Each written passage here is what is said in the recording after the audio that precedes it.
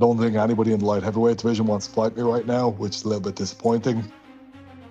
And like, I'm surprised at how much Octagon are willing to allow guys to not fight, but they're trying to build German stars, I suppose, so that's their whole MO at the moment. But like, I look at Murdoch and I think this guy is a legit as fuck fighter. It'd mean the world to me to beat a guy like him. It would also be incredible to be the first ever triple champ. And like, I've said this in the interviews with last time in Prague, that's my Everest. With the middleweights, like you said, that you've got time to defend either one or both of your current titles that you hold while that sort of plays out.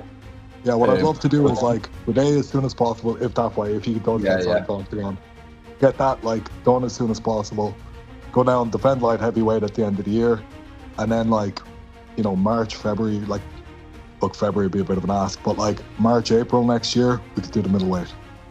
Absolutely. I think the Buday one's really interesting development over the last couple of weeks, because that's sort of give you an extra option as well with what's going on at light heavyweight. To be honest, right now, it's not an extra option, it's the fucking only option. He's the only, he's the only lad who'll take it. Like, he's said in interviews that the biggest offer that he's attracted to right now is from Octagon, so it could happen sooner rather than later, hopefully. Like, and that's a massive fight. The prospect of you versus him for the heavyweight championship is huge, man.